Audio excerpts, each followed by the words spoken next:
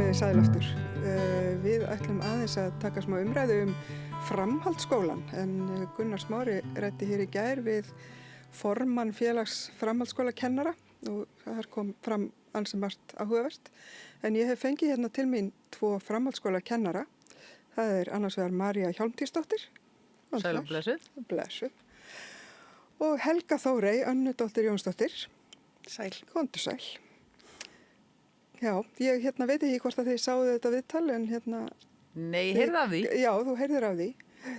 En hann var að lýsa hvernig hefur verið hvernig framhaldsskólinn hefur orðið fyrir grimmum niðurskurði undanfarin ár. Já.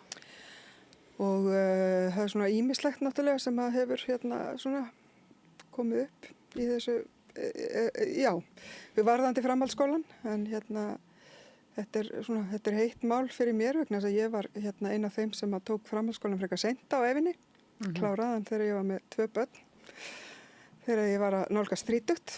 Kláraðirðu stúdentinn? Já, kláraði stúdentinn sem þetta gat þá á þeim tíma farið í Ármúla. Er það núna hægt? Er Ég ekki komið það sé ekki hægt lengur, það var einmitt eitt af því sem ég ætlaði kannski að...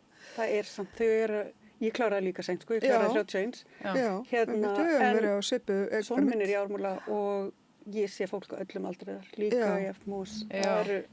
Já, ekki líka Ármúla, fjölbreytti Ármúla náttúrulega með svona alls konar fög sem að kannski eru svona... Fyrir utan það að þið eru náttúrulega með heilbrigðisskóla og sjúkralið og nuddbrautir og alls konar tanntækni og það bara mjög margt í gangi þar. Já, en á venjulegum stúdentsbrautum ekki orðið takmarka úrval fyrir fólk að fara eftir bara 25 ára, 20 ára. Við erum svolítið að hoppa út í djúpa laugina Ég veit ekki, ég náttúrulega veit ekki, ég bara hef ekki farið inn á skrifstofu nákvæmlega hvað við með Nú gerum við það. Inntöku. En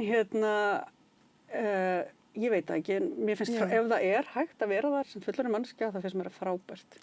Og af því það náttúrulega á ekkert endilega að vera þannig að þú þurfur að fara í einhverja framhaldsskóla brú. Það líka bara ákveðið svona úrval og fjölbreytti Ármúla náttúrulega brilljant með það að það rosalega, þetta er stór skóli, það mikið úrval af fögum, það hægt að sníða svolítið hlutina að eigin þörfum og þegar maður fullorðinn nemandi, eins og við vitum báðar, það þarf maður miklu meira á því að halda að hafa mikinn áhuga á eiginlega öllu því þetta er alveg rosalega erfitt af því að það er þessi félagslegi hlutin, hann er ekki eins sterkur. Nei, einmitt, maður hefur meiri áhuga á bara náminu, sko. Ég eignast fullt af frábærum vinnum í fjölbreytti Ármúla, þú veist, bara komin fasta 30 en það er ekki... Og öllum aldri, einmitt. Og en þú veist, það er samt ekki þessi sama stemming og krakkar sem eru á milli 16 og 20 eða 16 og 19 eins og eru núna. Þetta er ekki maður er ekki í einhverjum svona æskuvina feeling. Það getur skotin einhverjum sem er í eðlisfræði. Nei. Mér fannst mér reyndar einn mjög sætt þegar með mér í efnafræði. Það er kannski aðeins út fyrir umræðefni. Við tökum annan þátt í það. Já, kannski ekki. Þú ert að kenna í MS, Helga Þórey, og þú ert í MK. Já. Þetta náttúrulega, af því ég var að tala aðeins við ykkur frammi áðan, áður við byrjuðum. En það er ekki bekkjakerfi, það var alltaf bekkjakerfi í MS, var það ekki? Já, því var breytt fyrir, rúmlega 10 árum. Í gamla daga var bekkjakerfi í MK, en það er löngu fyrir mína tíð. Er bekkjakerfi eitthvað sem er svolítið að láta undan? Eru allir skólarnir orðnir bara svona? Mér finnst mér finnst þetta skrítið að bekkjakerfi sé bara eiginlega í boði í svona svolítið elítiskólum, þar sem þú þarft að vera með hæstu einkunnir til að komast inn, af því að oft eru krakkar sem hefðu kannski vilja verið í bekkjakerfi eða, bara félagslega eða myndu sækja það, komast ekki inn í þessu skóla. Nei, er það MR og Kvennó, er það ekki? Vestló, MR, Kvennó, MA og held í Laugavatn. Já. En þá ertu náttúrulega komin líka út á land, sko. Já. Þannig að hér til dæmis á höfuðborgarsvæðinu er engin bekkjaskóli fyrir krakkar sem eru ekki með hvað ætlaði að sé B+ og bara topp einkunnir. Já, akkurat. Sem er svolítið stéttskipting, sko, maður pælir í því. Já, einmitt. Þetta er náttúrulega annað umræðuefni líka náttúrulega því að náttúrulega framhaldsskólinn er á hendum ríkisins á meðan grunnskólinn og leikskólinn eru á sveitarfélögum. En svo hafa náttúrulega framhaldsskólar bara mjög mikið vald yfir sínum kennsluháttum. Já, það nú eitt. Sko, aðalnámskráin, hún hefur ekki verið endurskoðuð síðan fyrir gervigreind, síðan fyrir MeToo, síðan fyrir, 2011? 2011, já. Fyrir styttingu. Fyrir styttingu og þá líka fengu skólarnir rosalega mikið frelsi til að búa til námsbrautir, engin miðstýring, sko. Núna eru til bara einhverja skrilja námsbrautir, samþykktar af ráðuneytinu í aðalnámskrá og þetta, það bara komið svo mikill tími til þess að fara að endurskoða þetta, af því að við vitum ekkert, það er mjög lítið í aðalnámskrá til dæmis hvernig á að haga fjarnámi, talandi nám fyrir eldri nemendur, þau eru rosalega mikið í fjarnámi. Það er ekkert gervigreind, það er ekki bara að finna hann upp. Og það er svo margt sem að vantar að uppdata bara. Já, og svo bara margt annað líka, bara einhvern veginn. Já, þannig að því kannski líka því við erum í framhaldsskóla þá er hugurinn oft svolítið við svindl. Já, pínu, gervigreindin. Og en þú veist, þau voru náttúrulega sko áður en að gervigrindin kom, þau voru líka svindlandi þá. Já. Og maður var að keyra verkefnin inn í Turnitin og einhvern tíma frænka mín sem er að kenna í menntaskólanum að Egilsstöðum, einhvern tíma ringir hún í mig, heyrðu, ég var að fá ritgerð sem var skilað hjá þér í fyrra og eitthvað. Og eitthvað, það er svona, hann að maður sér einmislegt en það virkar, já, þessi kerfi þau bara virka ekki lengur. Nei, það er bara, við þurfum að endurskoða bara í rauninni nám frá grunni og þetta er líka vandamál upp í háskóla, maður heyrir það alveg að kennurunum þar, að þau eru alveg að koksa. En sko talandi svindl, það er náttúrulega jafn gamalt á skólakerfið. Já. Ég man eftir, ég var einhvern tímann að fara, hvort var eðlisfræði, efnafræði eitthvað, það var svona formúla og ég var búin að læra sko að með nál, raspa það í blýantinn, einhverja formúlu. Ég sá svo vel þá sko. Já, svo var ég með blýant og ég var búin að raspa sko smá upplýsingar í blýantin eða strókleirið. Já, það var mennaður. Ég skrifaði alltaf á borðið mitt ég var í skóla í Noregi, grunnskóla af því að það var sko svona dökkblátt þá gæti maður gert með blýantu sem maður hallaði sér það sá maður í réttri birtu. En sko þá þurftir þú að búa til svindlið, velja aðalatriðin og hanna þetta. En veistu fyrir hvað þetta var? Þetta var fyrir lokapróf í heimilisfræði. Hvað var þetta þá? Uppskriftið það? Bara hvernig bara meðferða eggjum í eldun og þvottavéla hiti fyrir mismunandi, þú veist þetta var bara ullar þvottir. Já. Já, ok. En sko maður lærði á því að svindla svona. En þegar þú gerir gervigreindar sko. Já. Þegar hún gerir samantektina fyrir þig. Þú þarft ekki að hugsa. Þetta er svona heilalöst svindl. Ég þurfti að vita bara hvað kem ég mörgum formúlum á blýant, hvað þarf ég? Og svo þurfti ég að gera þér. Og svo er það líka sko löngu eftir að þú varst í þessu svindli, þú veist þá einhvern veginn lærið í kerfið að hei það er kannski sniðugt að leyfa þeim að koma með smá gögn í tíma. Já, hafa formúlun á blaði. Og þegar ég var í B-námi, ég var í skandinavískum bókmenntum hjá Helgu Kress og hún bara þið megi vera með öll gögn með ykkur, ég var bara hendi strókleirinu mínu þá. Nei, þú veist, og sko maður fatta, auðvitað þarf maður að vita hvar maður á að leita og allt þetta, þú veist, maður getur ekkert farið í þetta kalt. Já, og setja inn réttar upplýsingar og svo leið. Já, og í háskóla, þú veist, þá er bara svo mikið námsefni sem liggur undir. Já, þú þekkir ekki, þá ertu bara tíminn farin í að lesa, sko. Maður er bara í ruglinu, sko. Já.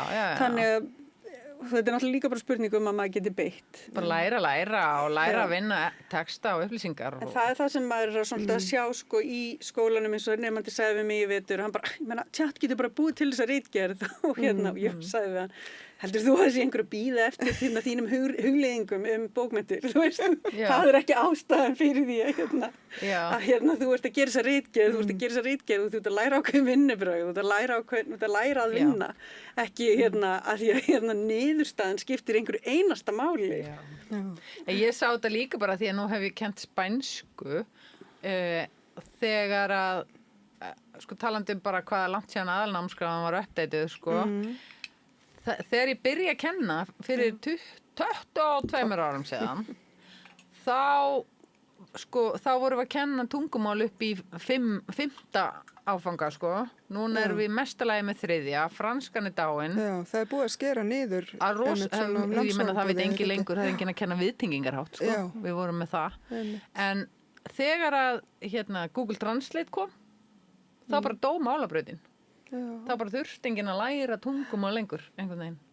Sem svo skrítið og og ég hef tekið eftir þessu okkur, ég með mikið áhuga á þessu, bara, það sem ég fattaði allt í einu var að, sko, það ekki skylda að læra 3 dönsku áfanga, en þú þarft þess að 3 til þess að komast inn í háskóla í Danmörku. Já. Og það ekki allir skóla sem bjóð upp á alla 3 og ég veit nemendur sem hafa bara staðið með nýtt stúdíspróf í höndunum og verið bara, fuck, ég þarf að fara í fjarnám í sumar í Ármúla til þess að, til þess að komast eitthvað. Og oft faraðu líka bara til Danmerkur og fara í einhvern lýðháskóla eða eitthvað. En mér finnst þetta svona, og svo finnst mér líka bara 3 áfangar í ensku. Mér finnst það rosalega lítið. Það ekki neitt. Og sko við erum ekkert það góð í ensku. Bara við höldum einhvern veginn að við séum æðislega góð í ensku sem þjóð, en ensku kennararnir í kringum mig myndi ekki taka undir það. Þeir eru bara low-key léleg í ensku, sko.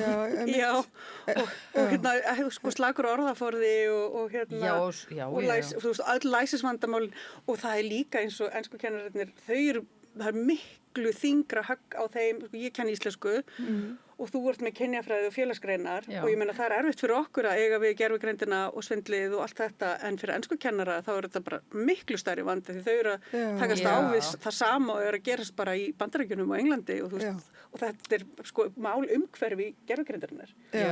Við sjáum þetta rosa oft í íslenskum texta, maður bara. Já, ég hef séð hugtök í kynjafræði, eitt af mínum uppáhalds var hugtæki kynþáttahjón. Það kom í einhverju svari. Mér finnst það mjög skemmtilegt, ég ennþá að reyna að skilja það. Kynþáttahjón, er það sem blönduð hjónabönd? Ekki hugmynd. Og svo heyrði og eitt uppáhalds svari mitt sem að ég gerir ráð fyrir að sé frá gervigreindinni, þá var sem sagt spurt hvað sænska leiðin er.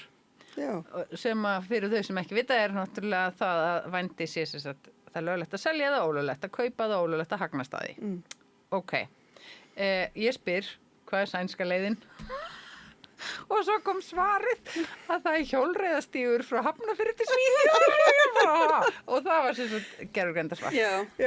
Sem í miklu uppáhaldi. Og svo hérna líka að engin framhaldsskólanemir jafn góður í íslensku og hérna svörin sem koma stundum og ekki við sjálf einu sinni. Þetta bara, en það líka, mér finnst mjög áhugavert að takast á við þetta maður það bara breyta sínum kennsluháttum og takast á við þetta annan hátt. Og það til dæmis þetta hérna að sko hluti af vandanum þetta alls ekki eina, en hluti af vandanum að þau vilja gera vel, eða þau vilja vanda sig, þau vilja ekki fá aðfinnslur fyrir málfar og starfsningu og eitthvað svoleiðis. Þannig að hérna, mér finnst betra að draga úr því og ég vil eiginlega bara frekar að nemendur geri fullt af villum og geri bara rosa margt sem lélegt og þessi svona gamla hugmyndum fullkomnun, hún þarf bara svolítið að fá að deyja. Ég vil freka fá lélegan texta sem þau skrifa sjálf. Mesti leirburður í heimi betri en þetta sem kemur úr gervigreindinni og ef ég sé enn eitt ljóð á Facebook sem ég lét nú gervigreindina hendina sem nú þessu saman fyrir mig, þú veist ég bara í alvörunni kasta tölvunum minn út um gluggann að þú veist bara þetta það bara, ég vil fá leirburð. Bara getum við please fengið illa rímað ljóð eða þvælu og og þú veist að það vantar meira svona whimsy, þú veist, og svona kjánagang og þetta líka þetta okkur að kenna, okkur fullorðna fólkinu að við erum einhvern veginn búin að setja einhverju svona kröfu út í samfélagi um alltaf að vera okkur pottþétt. Þeirra líka fyrir utan hvað leiðilegt að vera pottþéttur, margslega tens og þau eru tens. En sko að því að þú varst að tala um niðurskurðinn og svo erum við að tala um gervigreindina og hvernig maður getur látið nám gerast án þess að það sé bara einhver bull, þú veist, maður sé að búið til gervigreinda spurningar kennarinn að stytta sér leið og láta gervigreindina gera verkefni fyrir sig og svo taka krakkarnir verkefni, setja hann í gervigreindina og þetta verður bara eitthvað svona gervigreindin og svara sjálfur sér og það ekkert nám. En hérna í samhengi við niðurskurð, það engin peningur til dæmis í námsefni. Við erum ógeðslega mikið að vinna með eldgamalt námsefni eða búa það til sjálf sem ekki mest að maður að búa til jafnóð. Já, en það ekki hluti af kennaramenntuninni námsefnisgerð. Nei. Þú veist, það þyrfti að vera það. Já, eða bara það ætti að vera, sko, hvernig ég var eitthvað... Og ekki sérstaklega greitt fyrir það heldur. Nei, ég var eitthvað að læra heima og það er hann sjóðurinn sem að þú getur sótt námsefnisgerð, hvað heitir hann? Já, Rannís, sem er eitthvað x marga milljónir fyrir öll skólastig. Framhaldsskólinn, það er eini staðurinn þar sem að framhaldsskóla námsefni getur fengið einhvers konar stuðning. Það er forlögin þá að sækja þangað. Það er engin peningu settur í námsefni fyrir framhaldsskóla. Þú veist, ég meina, fyrir ekki löngu síðan, þá var ég að skoða kennslubók sem að ég vona sér hægt að kenna allstaðar í fjölmiðlafræði og þar var bara Bill Cosby, rosalega frægur fjölmiðlamaður, skilur, og hvað var það? Það var Er það þessi sem er svona svörtum kassa í miðunni? Forsíðan? Já. Örugglega, ég man ekki. Nei, og svo eru bara bækur, ég meina, í sögubókinni sem að er, ekki langt síðan var hægt að nota, ég vona líka að sé hægt að nota hann alls þar. Þá var bara Arafat lifandi. Þegar að bókin er, þú veist, skrifuð. Já.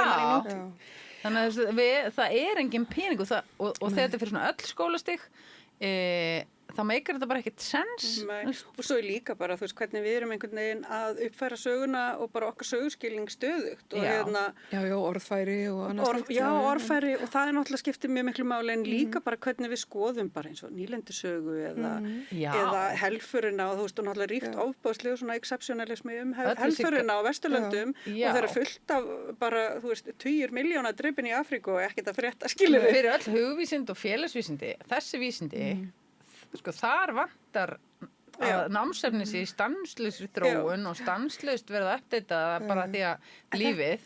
En þetta er bara eitt af því sem að hefur og bara einmitt svona kannski eftir hrun, bara einhvern veginn maður hugsaði svona, samfélagi hlýtur nú að læra þessu, en í alvörunni þá bara er óbærslega mikil fókus á... Það er bara STEM. Allir í hugbúnaðar eitthvað. Og viðskiptagreinar og þetta. Vera rík og ég meina eins og okkar nefndur þau hafa bara mjög mikið áhuga á því að vera rík og það er vinsælt en helst ekki að þurfa að gera neitt heldur jú, en bara ekkert þú veist ég var að kenna, það var einn sem sagði við mig og maður getur alltaf sagt alls konar sögur á nefndum af hverju þurfum við að læra góðafræði, ég meina það getur sagt að við gerst í alvöru bara svona ég skil þig en það er samt ekki það sem við erum að hugsa þetta öðruvísi ég man ennþá sem fárlegt ég var í gamla daga með eitthvað svona verkefni svona hvar sér þú þig eftir 20 ár hvað ætlar þú að vera þegar þú verður stór eitthvað og þau voru náttúrulega öll að leiðin að verða ríkir viðskiptafræðingar, ríkir lögfræðingar og eitthvað svona mógúlar og rosa peningur svo var ein stelpa sem sagði ég ætla að vera sjúkraþjálfari og ég bara bara þú verður ekki fyrir vonbrigðum ég held að sé sjúkraþjálfari í dag það var bara svona eina mannski sem var svona einhvern veginn með bara svona jarðbundin plön mig langar að vera sjúkraþjálfari og var bara að fara í eitthvað nám sem er í rauninni þörf fyrir í samfélaginu vinsulegast fleiri en svo náttúrulega eru þau óþrosku og þau breytast mjög mörg og það sem er náttúrulega líka með styttinguna er að þú veist maður missir eiginlega af þessu síðasta eða þessu 4. ári þar sem allt kviknaði svo mikið af því að þau þú veist bara ég hugsaði alltaf bara, þú veist, vorið áður þau útskrifast, þá eru þau orðin svo fín og einhvern veginn, og það eru svo leiðilegt þeirra vegna, því þau, þú veist, ég held að það sé enginn að bíða eftir þeim upp í háskóla. Nei, og þau kunnu að meta síðasta árið svo vel út af þessu þroskastökki. Já, og þau hefðu líka bara svo mikið gagnaði að hafa þá 1 ár á undan sér og bara einhvern veginn verið í öðru félagslífi, og því félagslífi var svolítið fyrstu 2 árin og seinni 2 árin. Og þau verða svolítið svona já, þetta er svona skrítinstemming. Ég hef heyrt þetta bæði upp í háskóla sko, með styttinguna, hvað það hefur ekki haft góð áhrif á bara stemminguna. En svo var ég sko félagslífsfulltrúi líka og það er annað að félagslífið, áhrif styttingarinnar á félagslífið voru svo rosaleg og að svo mörgu leiti, bæði náttúrulega er þetta allt þjappa saman, allir að drifa sig, þú verður engan tíma og það ert að æfa íþróttir, glemdu því sko, núna bara mætir enginn á böll fyrir það. Líka það, þegar þú varst með sko krakka á 4. ári, að taka á móti krökkum á 1. ári og vera með þeim, þú veist, þá var einhvern veginn sko, það mikið bil á milli þeirra að það var svona ákveðið virðing. Það var svona ákveðið, þau voru svolítið, þú veist, svona grand old, skilur, orðin. Og núna eru krakkarnir sem eru á 2. ári og 3. ári, þau voru í grunnskóla sko með mínimunum, þau eru of nálægt til þess að það var ákveðið sem myndi. Það er náttúrulega aldur sem að verður rosalega mikill þroski. Síðasta árið sem ég hef verið að kenna áfanga og ég með því munnlegu prófi úr skáldsögu og stundum, það er blanda annað og þriðja ár. Og það er svo mikill munur á skilningi þeirra á þessari sögu og þessari bók og þetta er persónuleika raska konu og þú veist og bara maður sér einhvern veginn hvernig þeirra þriðja árs krakkarnir þau einhvern veginn ná að vinna úr þessum flóknu tilfinningum að hafa samúð með konu sem að gera fullt af mistökum og bara er bara mjög astnaleg og bara maður bara mannleg og bara og hræðileg en manni þykir samt vænt um hann og maður heldur með henni og meðan þú veist yngri krakkarnir auðvitað er ekkert kliftaskorið en þau eru meira bara mér finnst bara algjör hálfviti og þau eru svona miklu meira svona snögg í einhverju og þú veist svarthvítari miklu svarthvítari en þú veist að það væri líka bara svo gaman að hafa en tíma með þeim að þú veist þegar þau eru að verða svona núanseraðari og bara svona færari bara aðeins meir svona intellectual hugsun og setja sig í spor annara kannski og setja sig í spor sem er svo mikilvægt og þetta er eitthvað sem að skortir rosa mikið og þau náttúrulega eru ung og þau eru rosa miklu krakkar þegar þau komin til okkar og hafa ekki þennan, þú veist, þetta er líka bara framheilin. Já, líka það er bara eitthvað svona 18-19 ára, þá gerist eitthvað. Já, þannig að líka fá þau sjálfræði.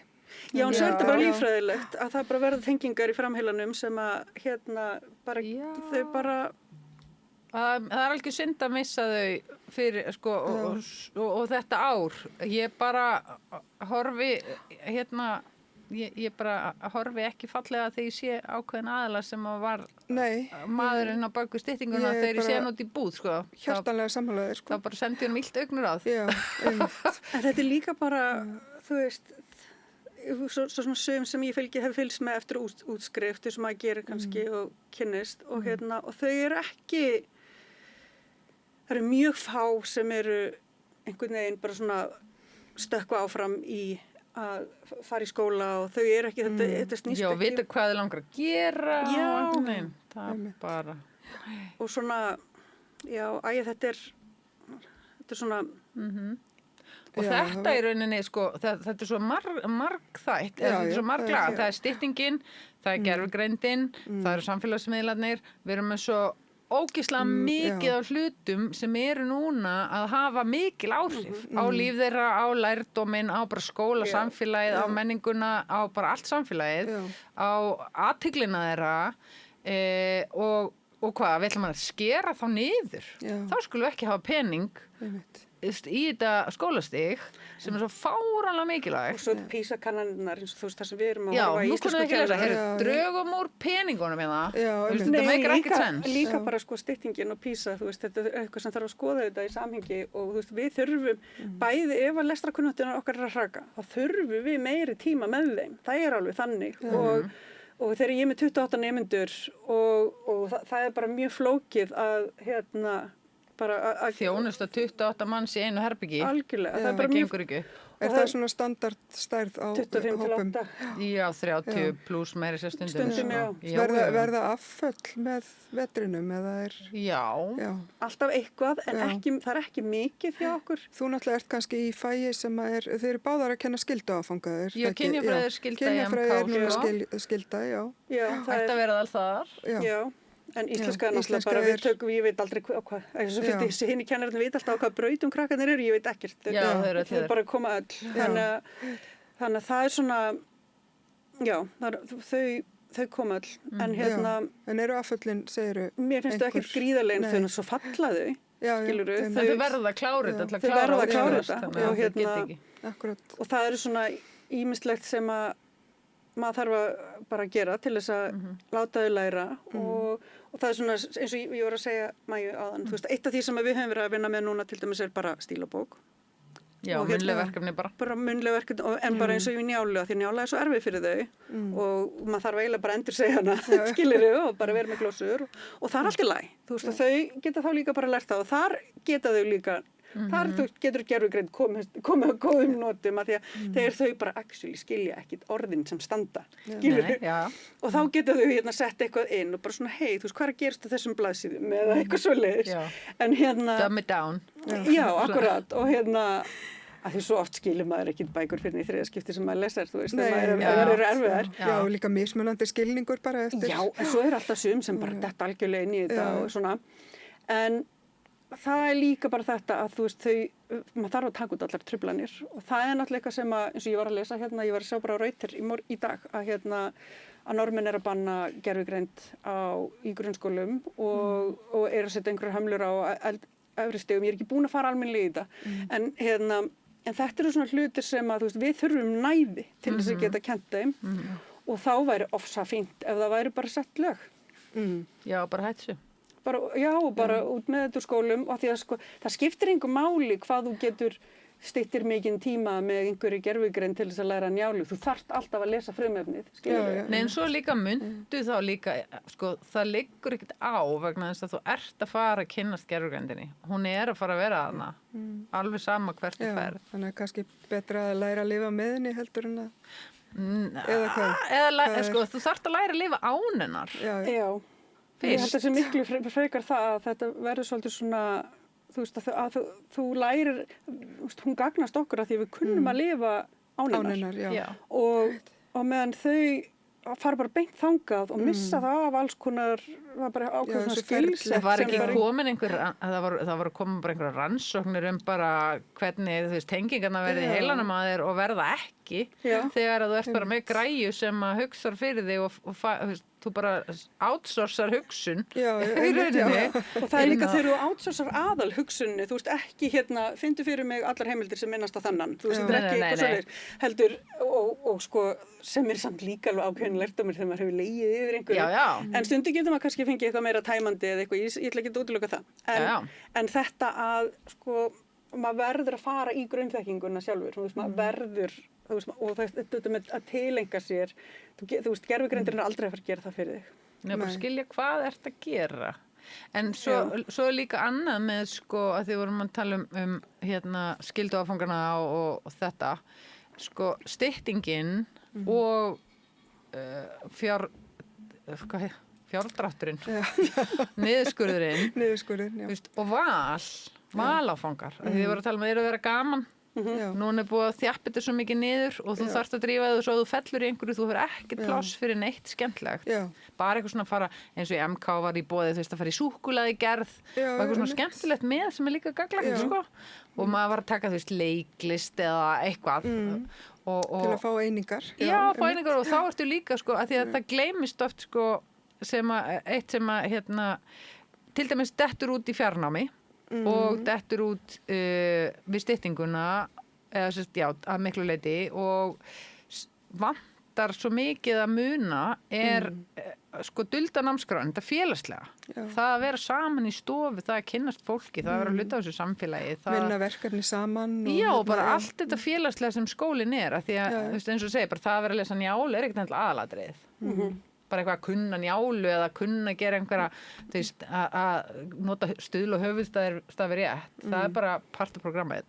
En allt hitt, allt þetta ásýnilega að vera skotni í einhverjum í eðlisfræði eða efnafræði og bara, þú veist, það týnist líka svo mikið. Og bara, þú veist, og það líka eins og það stelpur sem eru núna að fara 3. ár og ég man alltaf hvernig, þetta var rosa óþekkur hópur, en þær sátu svona 2 og hafði aldrei hist áður og gera ólíkar týpur og ég bara svona sá vináttu þeirra verða til. Og mér er svo gaman að ég sé þær ennþá, þær eru alveg bestu vinkonur og þetta er bara svona, ég held svo mikið upp á þessa vináttu þeirra og einhvern veginn, þetta er það sem framhaldsskólalífið og það á að vera gaman. Og þú lærir svo mikið þetta og þú veist, og bara þetta fylgir þér svo mikið út í lífið. Ég hef með Torst og stelpur sem bara sagði ekki neitt. Bara talaði ekki neitt. Svo eignaðist þú vinkonu. Og svo bara samkjaftur hún ekki. Það var svo gaman. Og líka eins og þessar stelpur, þetta var svo óþekkur hópur og það er einhvern veginn bonda svona, þú veist, undir gríðarlegu álagi umhverfis áreiti og einhvern veginn, þú veist, ég hugsa bara, þetta er bara svona tengsl sem eru bara, þú veist, bara í eldi. Já, þau munu endast.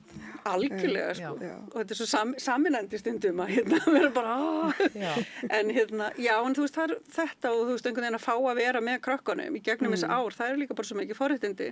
En svo er til dæmis eins og í mínum skóla hefur verið búin að glíma við myglu og það er bara stór hluti, ég held að sé 1000 fermetrar sem eru lokaðir og það bara er aldrei neitt að frétta, ég náttúrulega er ekki stjórnandi, þannig ég er ekki... Áttu nú að sameina ykkur? Já, það náttúrulega bara en eitt. Það var nú eitt. Maður kom sem, þú veist, ég fattaði þetta ekki fyrir ég var kennari, þetta er leiðinlegt að vera kennari, þegar maður bara eitthvað heima hjá sér og svo kemur bara eitthvað í fréttunum, nú ætlum við að gera svona, maður bara, þú veist, það bara svona einhver út í bæ sem ætla að vera eitthvað að hringla upp vinnunum hans, hægri, vinstri. Nú ætlum við bara að stytta.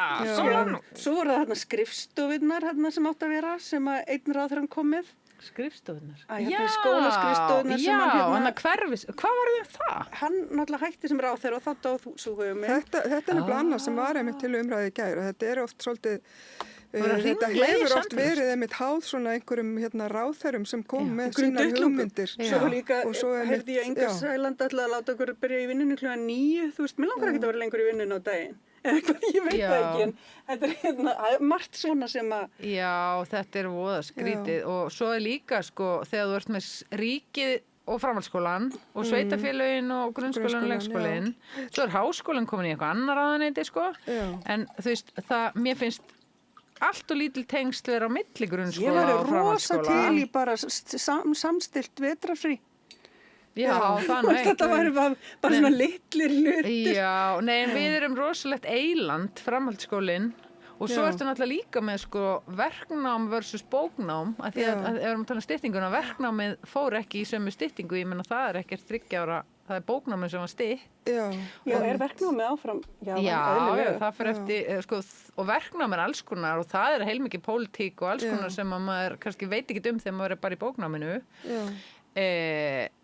Og svo ertu líka þá með alls konar einhverja hagsmunaaðila út í bæ sem eru kannski að fjármagna námsefnisgerð eða eitthvað, ég veit það ekki. Þú er samtök iðnaðarins. Já. Eða eitthvað því með því á því. Já, nei, svo ertu líka með eitthvað skólarnir þurfa að vera með eitthvað starfsnám og eitthvað vettvangsnám og ég veit ekki hvað og þar er alls konar eitthvað sem ég kann ekki útskýra. En ég vil að píparinn minn fari fullt starfsnám áður en hann færi réttindi. Ég vil að píparinn minn fari í kynjafræði. Já, það er... Þú vilt að allir fari í kynjafræði, er það ekki? Já. Jú. Og lesi Njálu. Já, akkurat. Ég þurfi ekki að hringja hann aftur. Já. Einhvern annan pípara aftur. Já. En það voru náttúrulega, þú veist, ég held einmitt að þessi stytting hafi aldrei einhvern veginn, þetta var náttúrulega bara niðurskurðaraðgerð. Ég held að það sé nokkuð ljós. Við áttum að fá fullt af pening inn sem að ætti, sko, ég man alveg eftir svo hvernig var að því að ég byrja... Þú náttúrulega hefur verið að kenna, hvað hefur þú verið að kenna lengi? Nei, ég var eftir styttingu. Já, það var eftir, þannig að þú þekkir... Sko, ég byrjaði að kenna í menntaskólanu Hraðbraut. Já, þegar hann var á Hét. Já, hann var 2 ára nám. Já, einmitt, hann var verið í Skeifu. Hann var í Skeifunni og það sem að, sko... Sá skóli hafði mjög marga kosti. Já, þar var hægt að taka sér framhaldsskólann á 2 árum. Kona mín var þetta var rosa kessla. Þetta var algjört batteri. Var ekki líka, þetta var öðruvísi skipt, var ekki 3 skipt önnunum yfir árið? Við vorum í, sko, þetta var eitthvað mánuður minni mig og það varstu bara í 3 fögum, bara mánudag, miðvikudag og föstudag, það var bara fullu dagur. Lotunám einhvers konar. Já, og þú varst bara í þessum 3 fögum og svo voru 2, 3 og 5 dagar, þá var mætingaskylda og bara lærdómur. Bara dundraði heimann á mig, svo bara yfirsettu fólk og þau tilenguðu sér mjög sko góða bara í rauninni góða svona vinnu etík, hvað heitir þetta? Siðferði, bara að mæta vinnumenningu, ná mér vinna og þetta var rosalega góður valkostur fyrir til dæmis eldri nemendur sem að vildi bara drífa sig fyrir alveg fluggáfaða krakkar sem vildi bara klára menntaskólan af því að þau vissu hvað, við vorum með einhvern yngsta flugmanninn af því að hann ætlaði bara að vera flugmaður og þar sem að stúdentinn væri rauninu bara formsatriði. Já, fólk sem átti á auðvelt með nám og svona vill bara einbytta sér að. En þetta var snilda samfélag, hvað svo sem má allt segja, að þá var þetta mjög, góð valkostur. Nema það, svo fer ég í janúar 2008 inn í menntaskólann Kópavogi og þá kom hrun og það var bara, nú þurfum við að spara og ég hef bara eiginlega ekki séð annað en niðurskurð og sparnað síðan skólinn ekki eftir hrun, í hruninu. þá fá fólk bara búið til börnin sem eru núna að koma í skólan. Já, ég ætti þessum börnum. Þetta er rosa stóra árgangur, sko. Nei, fylltist hann ég...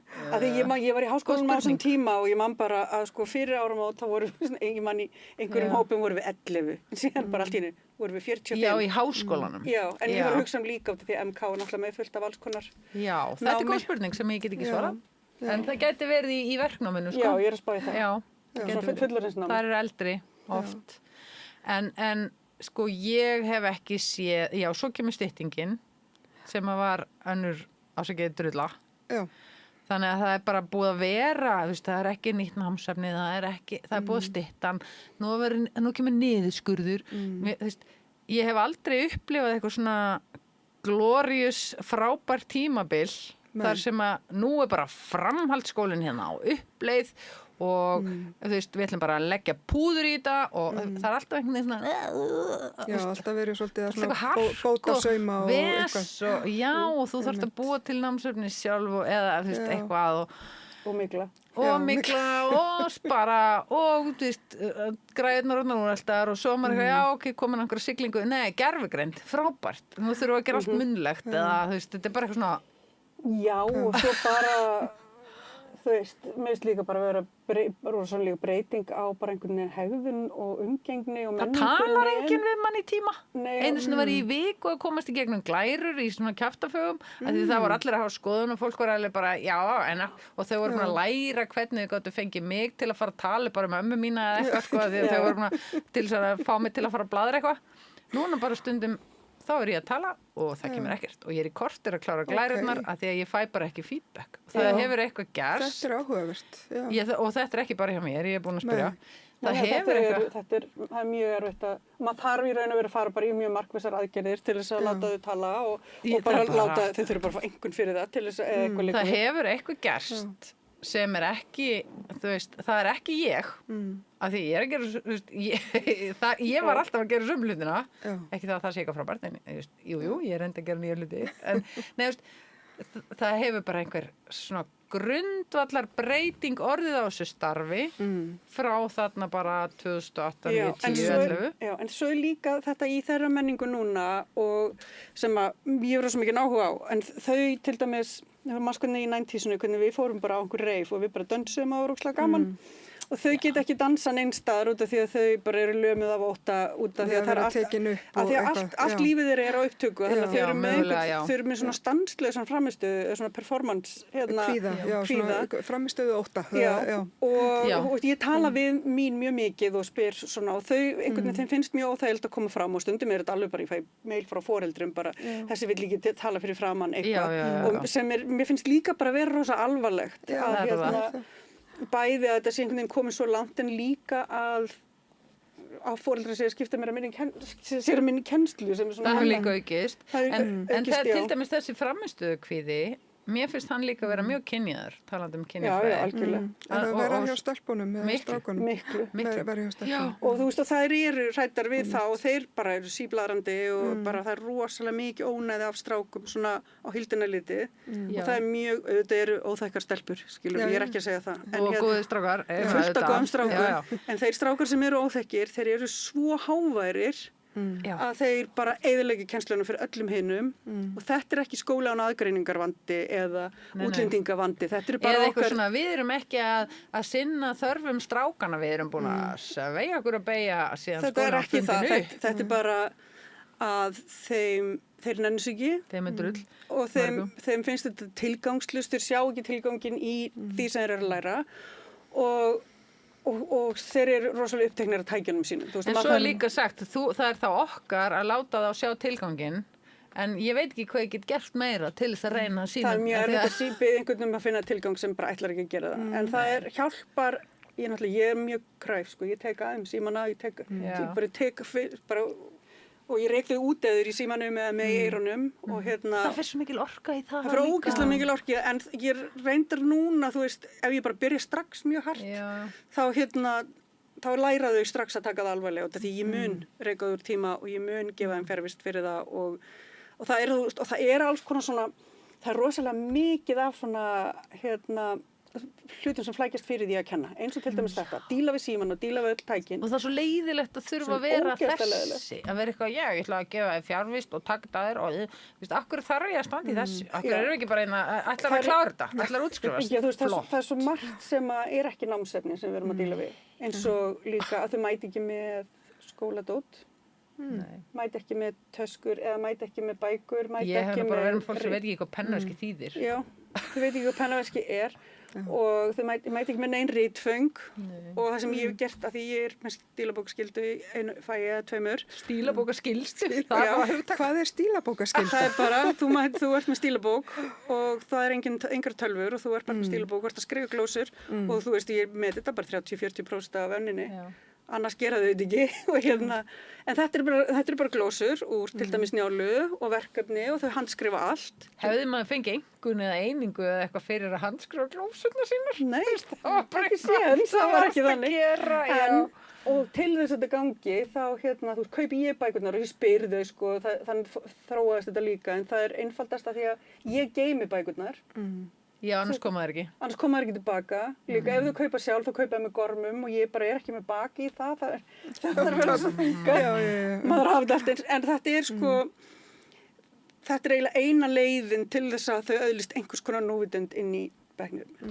Og þú þarft að sjá í menntaskóla að passa stílabækurnar og kaupa þær. Þannig að þetta er hluti af þínu starfs... Hluti af mínu starfi er bókavarsla, stílabókavarsla. Já, ég held ég sé á leiðinni í eitthvað svona sko, ég er búin að vera í orlofi í vetur þannig ég er búin að gleyma öllu og það er búin svo gott. Þetta er orðið bara... Það er kannski gerbreyttur og kemur aftur, það gæti verið sko. En líka bara því þetta er bara búið að vera stigvaxandi í 2 ára eitthvað, þannig þú er bara búin að, þú ert 50% minna trillt en þú verður. Nei, en þetta er bara, þetta er raunverulega mjög krefjandi og það sem líka gerast er að við getum ekki haft neinn próf á tölvum og það er bara svindl. Þau eru svo klári að finna leiðir fram hjá öllu. Og þótt að sé til einhverju læstir vafrar og eitthvað, þú veist, það er bara, þú notaði bara símaðan eða eitthvað og ég get ekki fylgst með öllum. Nei, ég meina, úrið er tölva. Úrið er tölva. Þannig að eina leiðin er núna að bara öll próf eru útprentuð og sem er allt í lagi, en það er miklu meiri yfirferðarvinna. Og það er líka ógeðslega gaman að vera með munnleverkefni, en það tekur rosalega tíma að þú ert með 25-30 manns. Það getur tekið alla vikuna. Já, rúmlega það. Þið erum með öðruvísi, við erum með 3 kerfi, þannig ég hitti þau oftar. En það er samt, þú veist, það tekur 1 viku af 12. Þú veist, þetta er bara umtals. Er þetta svona svolítið afleiðing gervigreindarinnar eða þetta er allt það, já. Þetta er bara það, já. Bara blýantur og munnlegt og bara pennaveski og bara ef þau spyrja spurningar inn í prófi, þú veist, ég læti rétt upp hend og spyrja yfir allan hópinn, bæði út af því að ég ætla ekki að ef ég þarf að beygja mig niður, þú veist, þá getur einhver svindla fyrir aftan, en líka út af því að þau eru alltaf að spyrja sem er spurningarnar. Þau eru alltaf þarna, hvað meinar í númer 8 með hérna? En sko, en svo er ég að hugsa sko, að því að, þú veist... En líka til að hjálpa þeim að tala fyrir framan bekkin. Já, en sko, ef maður hugsa líka bara, hvað hefur gerst? Þú veist, manneskjan, nú erum við bara alltaf með krakka sem eru 16 til 19 ára. Já. Og við erum að tala hvað? Ekki 10 ára tímabil. Þar sem að þessar rosalega breytingar hafa orðið. Já. Bara eðli þess að vera unglingur hefur ekkert breyst. Námsefni hefur ekki breyst svona mikið. Þú veist, það er ekki verið að framleiða aðalnámskrá hefur ekki breyst. Hún er sama. Já. Þannig að sko grunnurinn, skólastofunar eru eins. Við erum ennþá með skjávarpa frá 2010, skilur. Það er umhverfið, umgjörðin hefur ekki breyst. Það er bara að stytta skólan síðan 2011. En að öðru leyti erum við með sama. Ég meina, við erum með sama starfsfólkið, við erum með sömu fögin, við erum með sama efnið, við erum með sama... Ok. Það eina sem við erum að fá eru krakkar sem það er einhver grundvallar kjarnabreiting og þetta er ekki bara eitthvað að það kom COVID og allir eru feimnir. Þetta er ekki það. Þetta er eitthvað annað sem að hefur gerst, sem við finnum öll, við sjáum öll og það er ekki námsefnið, af því það er að sama. Þau eru einangraðir. Hvað gerðist? Já. Það er eitthvað í menningunni. Það er eitthvað annað sem að, og það er ekki hægt að benda eitthvað á kennarar, ekki að vekja áhuga. Þú veist, Ég hef bara vakið í gegnum árin mjög mikið áhuga hjá þeim sem hægt að vekja áhuga hjá, ekki hjá hinum. Þeir sem vilja það. Þú veist, ég hef vakið áhuga sumir á spænsku, annar á kynjafræði, einhver á einhver og sumir bara ekki neitt, eins og gengur. Já, bara eins og með öll fög Já, ég er búin að þróa námsefni, ég er búin að reyna að fylgjast með, ég er búin að endurmennta mig, ég er búin að, þú veist, stytta fyrirlestra og koma með meira svona, nú er ekkert hægt að sýna vídeo því að það, þú veist, eitthvað. En við erum stanslaust á tánum að reyna að gera þetta aðgengilega. Akkur getið ekki sýnt vídeo? Það er allir að horfa á vídeo á daginn á YouTube, það er ekkert einsinni munið þegar það var rúllað í sjónvarpinu og allir bara, já! Sett í spóla. Það var alveg spari. Líka, ef þú ert ekki með sko bara besta fyrirlestri í heimi. Á 5 mínútum. Já, eða ekki einu sinni. TikTok-stílinn. Já, þú þarf bara að gera þetta. Þú þarf bara að vera bara alveg content creator, þess að ég hugsa stundum, þú veist, við erum með svona. Það er keppa við TikTok, sko. Já, þú veist, þannig að bara. Ég geti búið til fullt af fyrirlestri með okkur njálinn, ég þyrfti að vera geggjuð til þess að halda þeim, en þetta er ekki eins og þeim að kenna, ég menna þau bara sloknar á einhverju heilanum að þeim út af því að þau eru bara vön því að hlutinni séu bara brjálæslega vel gerðir og útfærir. Já, þetta er nefnilega ekki krakkarnir sem eru krakkar eru ennþá jafn frábærir og það hafa alltaf verið. Þetta er jafn erfitt og jafn frábært aldurskeið, þú veist. En standardinn þeirra á á efni, hann er mjög hár. Við þurfum að vera bara, og ég veit ekki maður er alveg bara maður er bara stanslaust að reyta sér brandarana og vera ógeðslega hress. En ég hugsa bara, ég veit ekki hvernig þetta er fyrir kennara sem eru, þú veist, bara svona rólegir, öðruvísin við. Að því, þú veist, ég er hress kennari og þannig að það er, og þú veist, það hjálpar. Já. Þau en maður fær, þau eru líka, sko, það er miklu minni svona maður ber virðingu fyrir kennarann og maður hræddur við, en þú veist, þau eru ekkert þar. Þau segja, Helga, þetta var rosalega leiðilegt í dag, ég var alveg að sofna. Já, maður lág fyrir ekki. Nei, og líka annað, sko, þetta. Sem er kannski gott. Ég finnst það reyndar alveg frábært. Það hefur svona kost og galla. Já, en þau þegja ekki þegar maður er að biðja þeim. Nei, en svo er líka, sko, í gamla dag, ég menna, þegar það var próf, eða það var verkefni, þá var próf eða verkefni. Þú fórst ekki til kennar og fórst að rökra það eitthvað hvort það hentaði að það væri próf á þessum degi eða hvort að það hefði eitthvað með... Við og pabbi erum að fara á United-leik. Já, þín ferðaplön eitthvað að gera.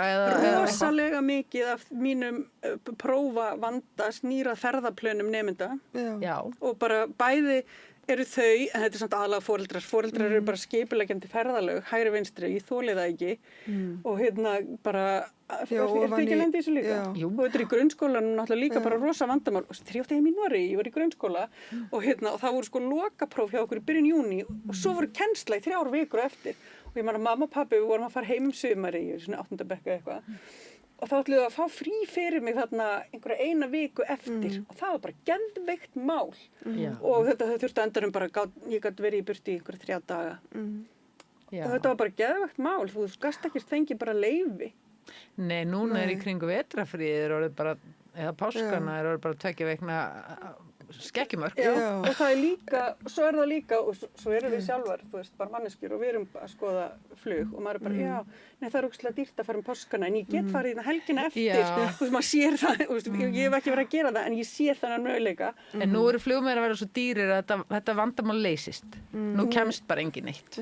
Ég held nefnilega fólk. Hormúsund er lokað og þá fáum við bara ekki olíu á vélarnar og það verður bara rosalega dýrt. En ég er ekkert endilega vissum að fólk hætti að ferðast. Nei, kannski ekki. Og þetta er alltaf rosa gilt. Þetta er bara eitthvað afið 70 og þess vegna erum við öll að fara til tenni og maður skilur alveg og þessi krakkar þau stjórna þess ekkert. En þau eru örugglega mjög vön að þetta er náttúrulega bara eitthvað sem er búið í umræðinni. Er að eru frínemenda í grunnskóla og eitthvað sem að við, og mér finnst bara að ættum að vera miklu strangari með. Já, það er fleiri talað þetta sko, að nám barna sé ekki í fyrsta sæti sko. Já, svona virðingin fyrir náminu. Mér finnst hana sko, og maður finnur líka það, sko virðingin fyrir kennarastarfinu, virðingin fyrir skólaárinu og virðingin fyrir náminu, maður sér hana náttúrulega endurspeglast í nemendum bara umræðan út í samfélaginu Og þegar það einhvern veginn verið að tala þetta niður og þetta ekki borin virðing fyrir svo, við erum alltaf svo göllu og við erum alltaf að klúðru svo og við bara erum ógeðslega langt sumarfrí. Eyðileggja drengina og við erum alltaf í fríi og einhvern veginn, við erum bara hætt að kenna Njálu og Laxness og við erum bara alveg, það allt í villu hérna. Gefið mér fleiri áfanga og ég skal kenna meiri Laxness. Ég alltaf til að kenna Laxness. Og við erum bara að klúðra börnunum hérna og við erum bara, við erum bara að kenna þeim ekki raskat og einhvern veginn bara, og svo förum við bara einhverja starfsdaga til, þú veist, til Edinborgar endalaust eða hvað. Og auðvitað, sko, ef það ekki borin virðing fyrir þessu starfi og fyrir námi og fyrir skólanum sem slíkum, sama hvað skólastig það þá náttúrulega finnir maður það bara í skólastofunni.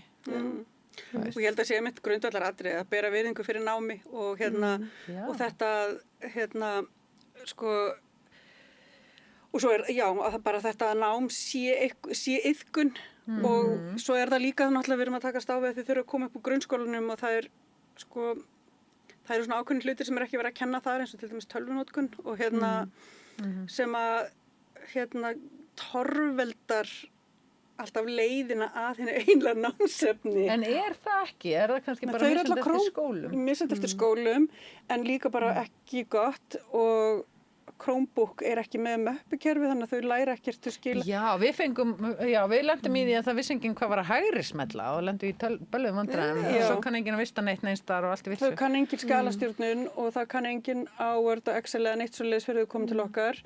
Þau kunna heldur, sko, þau líka bara læra á interneti fyrst og svo læra þau á tölvur. Og bara snjallsíma og já, við læruðum á interneti, maðurstuðum á þarna Netscape. Innringi og modem og eitthvað, þú veist, þannig að þá voru við vissum alveg að leikirnir voru í games möppunni og eitthvað svona, eða floppy diskurinn inn og þá Svo þetta gera D-2.ur, þetta atrifið, eitthvað svoleiðis. Alltaf raunveruleiki. Núna segir bara Siri. En sko þau veit ekki neitt. En svo líka bara, þú veist, eru bara alls konar svo margt sem asnalegt eins og til dæmis eru ríkisstofnanir með Microsoft 365 pakkan. Og þannig að allir krakkarnir eru með Word og Excel og allt þetta. Og við erum undir einhverjum risa í Bandaríkjunum. Fyrir utan það sko og það eitt. En síðan líka þau vita ekki að því þau aldrei kennst þessu einhverju áður, mörgur að opna bara sína eigin tölvu í fyrsta skipti, þau aldrei átt tölvu áður, þau bara mæta hérna með 200.000 króna makkan sinn í skólan til okkar og installa þessu og þau veit ekki hvað tölvupóstur þau segja alltaf, allar að senda mér Gmail, segja þau og þau skilja ekki, þú veist, vita til dæmis ekki að þú getur sendt að tölvupóstur protokoll sem gildir yfir allt, þau halda stundum að senda frá Gmail yfir í til dæmis M-sund-maili sitt að það sé bara ekki hægt eins og Snapchat til Instagram ekki hægt þannig að það alls konar svona tölvukunnáttan í svo miklu lágmarki þú veist ég sá einn nemanda í vetur nota rétta fingrasetningu Já, ég held að læra það í Vestló. Já, það var það ekki alltaf kallað vélritun en ég lærði þeim eitt vélritun held ég í grunnskóla sko. Maður gerir fle, Q, þegar ég fór hann að seint í ármóla þá var bara eitt af mín fyrstu verkum var að fara í vélritunartíma því að ég öfundaði þessu vinkonum mína sem útskrifast úr Vestló. Og ég eisaði vélritun sko. En þannig ég kann vélritun núna og því líku munur. Nei, en þú veist, það svo margt svona sem þau kunna ekki, þau kunna heldur ekki þau skrifa svona en svo líka sko að því að við erum með Microsoft þá þau veit ekki, stundum eru það að vinna þetta í browser, stundum eru það að vinna þetta í appinu eins og þau kalla það, þeir eru búin að installa Word og þau veit ekki, stundum eru þeir eru búin að installa Word í tölvuna þau veit ekki hvort þau eru að vista skjalið á makkan eða á skíið, á OneDrive þannig að við erum með 3 mismunandi leiðir að og þau finna aldrei aftur og þetta er bara ógeðslega flókið og svo líka og þeir eru ekki tölvukennarar heldur bara Nei og líka þetta svo ég er ekkert góð í þessu sko Nei, ég er mjög góð í þessu og læt mína krakka að gera og stundum ég hef bara haft verkefni skelaðu skjali í tölvupósti bara þú veist bara kenna og líka kenna þeim að skrifa tölvupóst þú veist það er alveg það er risastór vandi þú veist kenna þeim að nota hástafi og punkta ég farin að hafa pínu á að gera okkur hérna Helga að það þori enginn að verða kennari sem heyrir okkur tala hérna Nei að því okkur vantar fleiri kennara, sko. Já. Það engin sér, það tómt. Einmitt, já. Já. Við erum einu sem það vantar kennara og það vill enginn af þessum krökkum verða kennari. Já. Það var einn daginn sem vildi vera kennari. Já. Okkur vantar svo mikið nýja kennara. Já, en þetta einmitt líka bara partur af þessari umræðu sko aðgengi að námi. Já. Náttúrulega aðgengi að námi náttúrulega bara ekkert almennt. Eins og við viljum vera að láta stundum sko. Við höldum. Ísland sé stéttlaust og við sem eru framhaldsskólakennarar eru mjög mörg með 6 ára menntun. Þetta er alveg langt. Já. Við erum með masterspróf plus kennsluréttindi. Svo maður bara hægri smella. Og þú veist að við erum nei og líka þú veist að vera framhaldsskólakennari er á að heita sérfræðistarf. Þú veist við erum sérfræðingar og allavega þau okkar sem hafa lokið mastersgráðu og þannig að þú veist það er alveg líka þetta sko virðismat og svo er það þetta með virðismatið en bara að meta störfin til launa og kannski skilja þú veist við erum alveg krakkan ykkar og þau eru bara ógeðslega erfið líka frábær en þau eru rosalega skemmtileg ég menna ég á vini á hverjum einasta veitingastað í öllum smáralindum ég kaup alltaf bílið minn hjá þegar ég hef keypt mér bíl þá sjaldan þá lendi ég hjá gömlu nemanda það er rosa gaman einu sinni var einn að vinna í Jóa útherja þegar strákurinn minn var í fótbolta og ég fekk alltaf geðveikan afslátt ég bara segja maður er með sambönd á ótrúlegustu stöðum en þetta er sko þó að maður sé að dæsa og ranta sko kerfið þá er þetta þú veist, það er alveg ástæða fyrir því að maður er búin að vera í yfir 20 ári í þessu djópi og það er ekkert eitthvað því ég er alltaf í fríi af því að þegar skólaárið er rosalega mikið álag og rosalega mikið að gera orkan mann bara svona þú veist, klárast en þetta er ógeðslega skemmtilegt starf þetta er yndislegt fólk og þau eru frábæri og þau eru bara kljást við þetta sama við bara frá hinum enda borðsins og þau eru þau náttúrulega bara ráðu því ekkert að þau séu fætt þarna 2007, 2008, 2009, 2010 og þau eru náttúrulega ekki eins meðvituð vandan og við þau sjáu þetta ekki okkar megin frá því þau eru ekki orðin svona gömul og þau hafa ekki prófað að vera internetlaus og símalaus og þau veist þau veit ekkert hvað við erum að miða þau við þú veist, ég kendi fólki fyrsta árið sem ég kendi þá var ég að kenna fólki sem var fætt 1989 það er bara ekkert að sama fólk sem var fætt 2009 þau bara lifa allt veruleika og þú veist, þannig að nú er ég að kenna í rauninni annarri kynslóð nemenda og ég er orðin eins og sko ég er orðin eldri en mömmur og pappar þeirra einu sinni, þú veist, þegar ég var að byrja þá var ég bara svona aðeins eldri en þau og sko mér finnst þetta rosa mikið vera börn vina núna já, pabbi minn var með þér í skóla já. Mamma mín þekkir þig svo segja sumir já, býttu bara, svo verður þetta amman og afinn ég ætlaði einmitt að fara að segja það er alveg trikkið eldast í þessu starfi líka af því að þeim finnst við svo oft vera bara svona obsolete, þú veist, ég hef fengið að heyra það bara, ég veit ekkert hvað þú ert bara einhverju kynslu sem veit ekkert hvað kynlíf er í dag og ég svona, þú veist, það er bara eins og ég bara hef einhvern skilning á nútímanum það var einn mjög hissaðan daginn bara hlustar þú á hip-hop bara, það grínast, ég er Gen X ílinn þinn við byggum þetta til við fundum þetta nei, en þetta er dásalega starf og það er ofsalega gaman og gefandi líka einmitt að vera með alltaf þessum aldurshópi af því að ég veit bara hvað er í gangi hjá aldurshópi sem annars hefði engin samskipti við ég myndi ekki hafa nein einsýn í þeirra veruleika líka þau eru í bublu þau eru í og þessi bubla er einhvern veginn og hún er ekki aðgengileg grunnskóla krökkum hún er heldur ekki aðgengileg fullorðnum já og við fáum að sjá inn í þeirra en þau fá líka að kynnast okkur á annan hátt en þau kannski kynnast fullorðna fólkinu svona í fjölskyldunni þannig að sko og samtal á milli kynslóða er svo mikilvægt og ég held að það sé rosalega mikilvægt einmitt sko að því að maður hugsa stundum bara hvað er að gera hérna, hvað er nám, hvað er skóli hvað átt að vera til hvers erum við hérna hvað snýst þetta jobb og ég held að svona ef maður fer alveg onni kjölinn grunninn á þessu burtséð frá öllum styttingum og öllu þú veist bara þá er þetta það að við erum að tala saman og við erum að byggja brúa milli kynslóða, milli þjóðfélagshópa og milli faga þau eru að sjá mismunandi leiðir til að sjá lífið, þú ert að skoða lífið út frá líffræði, út frá starffræði, út frá dönsku, út frá félagsfræði, út frá kynjafræði, út frá njálu, skilur allt þetta. Þetta bara tól til þess að vera manneskja og finna þína leið og ég held til dæmis sko það bara að það sé til samtal á milli kynslóða og ekki síst núna þegar það eru þegar þessar rosalega breytingar eru búin að vera og við erum öll einhvers staðar út af einhverjum klikkuðum rúmsjó í einhverjum fáranlegum veruleika í dag. Við erum í fáranlegum veruleika. Við þurfum að geta bara aðeins sest saman niður og bara krakkar, ok. Þú veist, hvert erum við að fara, hvað erum við að gera hérna? Nún uppgangur, hvað í fólkum gangi? Já, og bara við erum samferða hérna.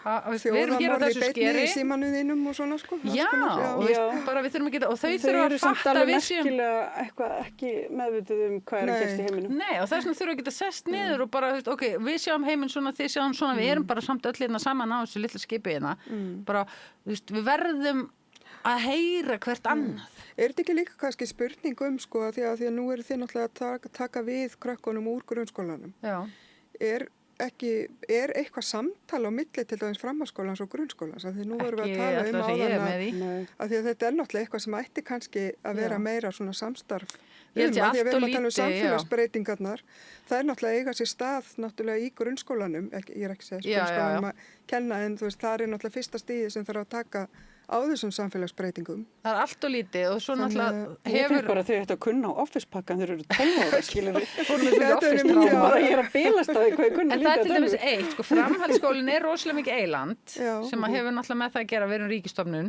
og hitt er sveitafélögin. Svo er komið til dæmis eins og hérna farsældin. Farsældin, alveg bara farsæld og rosa farsæld og við höfum að fylgja og öll kerfin að tala saman og rosa gott plan frábært bréfsefni sem hefur það er ekki samtal þarna, það er ekki flæði á milli skólastega þau koma algjörlega blanko upp í framhaldsskólan sem getur haft kost og galla við erum ekkert með eitthvað fleiri starfsmenn eða einhvern pening í þetta farsældadæmi það er, þú veist, hvernig eigum að gefa þeim einhvern meiri stuðning ef við höfum ekki fleira starfsfólk eða fleiri úrræði, höfum það ekki neitt það hljómar svo vel á blaði og ætlum að grípa öll börnin og eitthvað með hverju ég er ennþá bara með 30 manns, ég meina hvernig ég verið eitthvað að grípa í einhverju farsældar bla það er svona háf já, bara já, og líka bara þá þurfum við að hafa tíma til að kynnast þeim og maður gerir það, en þú veist það tekur rosa langan tíma og maður er ekkert að fá einhverja innsýn í þeirra hérna til sko persónu, þú veist, auðvitað kynnist maður sumum nemyndum vel, en ekki nærið í öllum. Nei, og svo er alls konar, bara elsku krakkað svo margt í gangi hjá þeim og svo bara allt í einu fattar maður þegar þessi er bara rétt að fara, það er bara eitthvað hræðilegt ástand heima og þú ert bara, þú veist ekkert það og þú veist ekkert hvað þú gera og svo hefur þú samband við, þú veist, námsráðgjafana eða sálfræðinginn eitthvað í skólanum og þú veist, það er allir að drukkna. Þetta var falleg hugmynd en þetta gengur ekkert upp nema að komi fólk og peningur og nei, við skulum bara kötta niður innan peningana til framhaldsskólans og það vantar allt. En svo er líka þetta sko eins og þetta með skólan aðgreiningar að rosa mikið af krökkum, þú veist, ég myndi vilja frekar að þau væru með greiningar að það lægi, þú veist, mér finnst þetta ekki mér finnst þetta verið einhvern veginn svo algjörlega öfugt við eins og hvernig hefur verið að lýsa þessu af einhverjum framáköllum og fólki í samfélagi, þú veist, til dæmis eins og menntamálaráðherra, eins og þetta sé ykkur greiðlegt. Sko krakkarnir með greiningarnar, þau þekkja sínar takmarkanir og kunna miklu betur á sig. Já, og þessi svona, ég þekki þetta ekki nóg vel fyrst mér. Og þau sem eru með engar greiningar og eru, þú veist, bara svona clean á pappír, þar er oft mér finnst ég verið að takast á í langmestan vanda þar. Þannig að þau vandamál fara kannski undir radarinn ef það er einhver... Undir radarinn, eða það er bara ekkert verið að gera í því, eða einhver annar á að hugsa það, þú veist, enginn veit, eða bara allt í einu blossaði upp núna, þú veist, enginn veit hvað það er.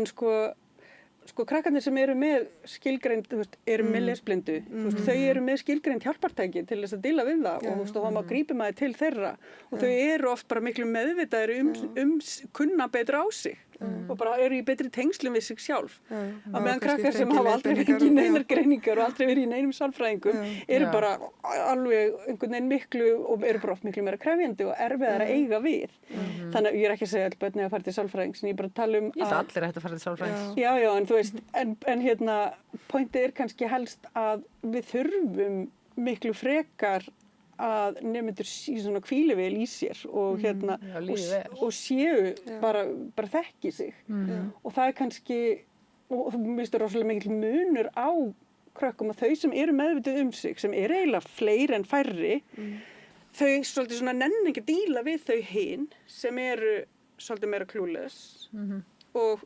svo á móti eru fyrirfæra meiri. Ég held að þetta líka bara að senda alla krakka aftur í sveit af því að sveitakrakkar eru bestir. Sveitakrakkar eru gegn. Þau eru svo skemmtileg. Þau sem eru kunnu staðháttum og hafa bara setið greinilega og borða kleinur með fullandi fólki. Já, þau eru best. Maður þekkir þau af löngu færi. Við köllum þetta alltaf, þú veist, já, hann kann að tala við fullorðna. Já, þetta er börn sem eiga gamla foreldra. Já, þau eru sveitabörn, gamlu foreldrabörnin, getur verið það dásanlegt.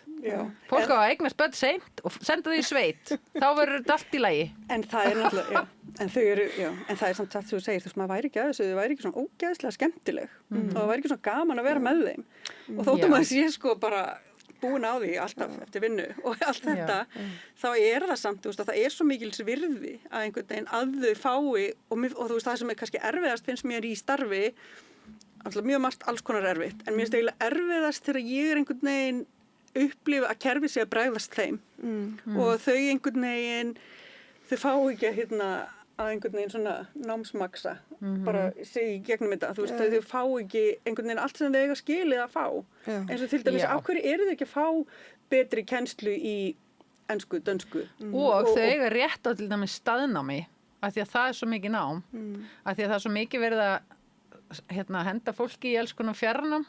Já, það er ekki svo mikið hjá okkur. Nei. Eru þið með fjarnám í skólanum? Nei, en krakkar eru sendir bara út um all land í fjarnám rosalega mikið til að fylla upp í. Já, þetta er líka oft list til þess að ná útskriftarréttin tíma. Já, og sko það er þetta með sko fjarnámið, þau eiga rétt á því að vera í staðnámi.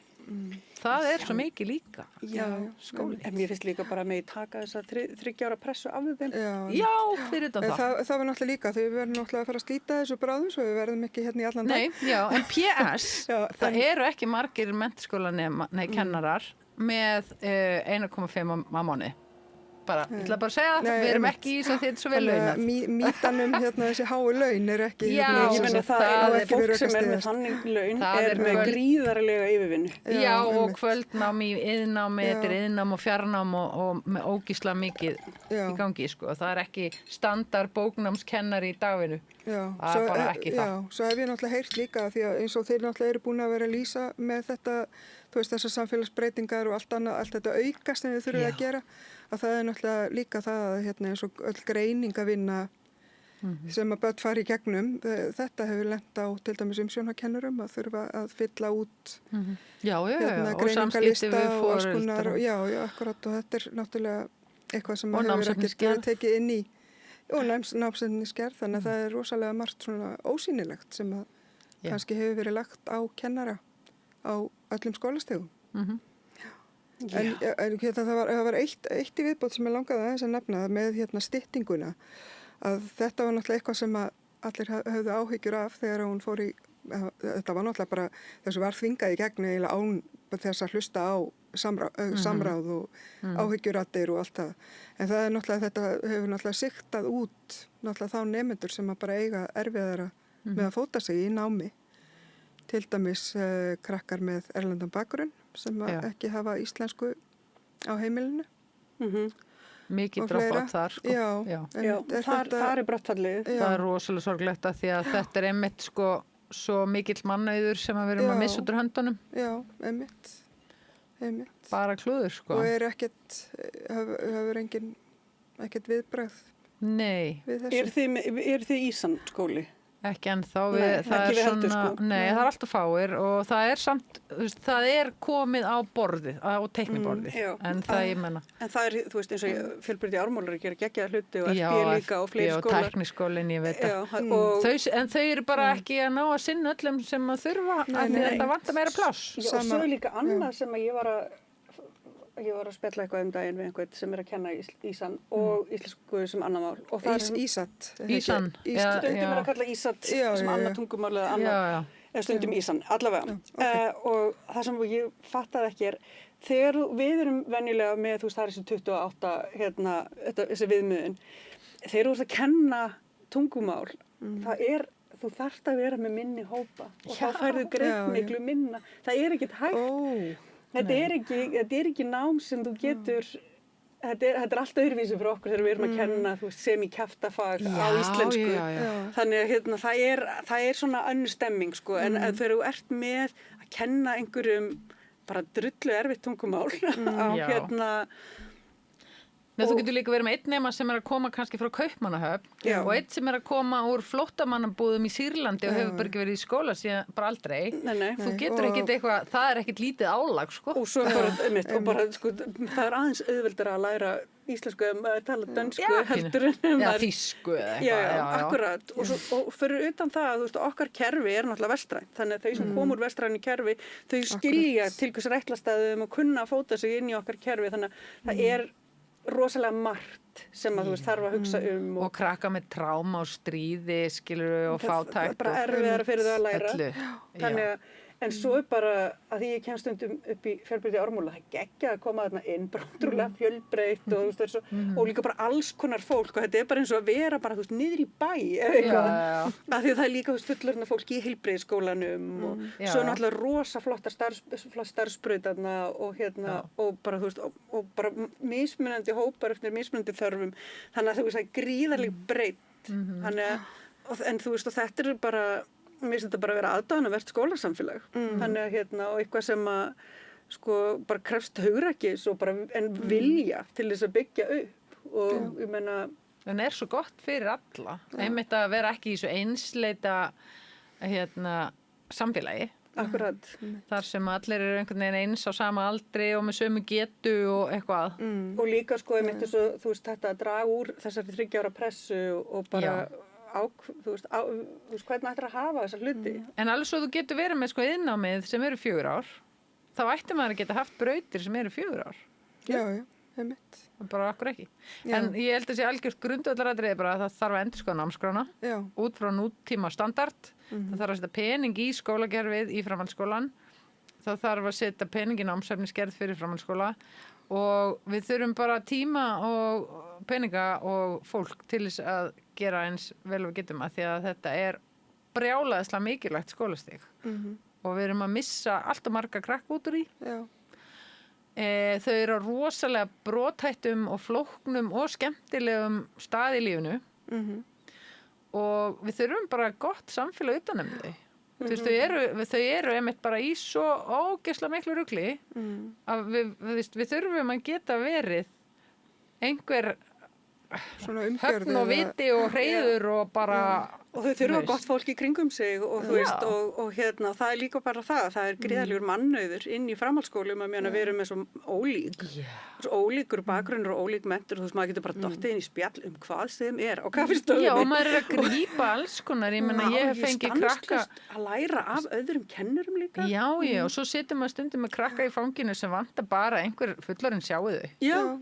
Og þú sé bara einhver sem bara, þú veist, ber virðingu fyrir þau með að hlæra brandaranum þeirra. Og tala við þau eins og jafningja, þú veist, og bara fílar þau.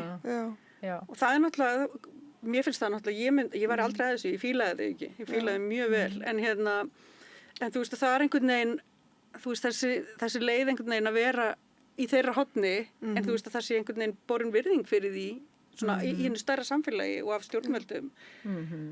Það einhvern veginn, þú veist, það svona balans sem stundum, þú veist, maður bara veist ekki hvað ég að gera með krakkanu þínum, skilurðu, og þú veist, að því að stundum maður bara, þú veist, og þau eru líka úlingar, þeim líður oft eins og þau séu bara í einhverjum, lífsaróðri, skilurðu, hlutir eru mjög alltaf gerast í fyrsta sinn, tilfinningar og hormónin eru bara, og bara rosa, og þú veist, og það gerast mjög alvarlegir hlutir, bara það bara ég er búin að droppa þessum, það er búin að útiloka þennan, það er mjög erfiðir félagslegir, þau eru rosalega grimm, þau eru grimm eins og börn. Plus interneti, sko. Plus interneti, og þau eru það svo stutt séðan þau voru börn, og þau eru það náttúrulega ennþá í laglegum skilningi, en og þau eru, þú veist, þau skortir ennþá, þú veist, þessa mýkt, og þennan Núansana, já, og þú veist, þau þurfa á okkur að halda, og það gott að geta verið til staðar.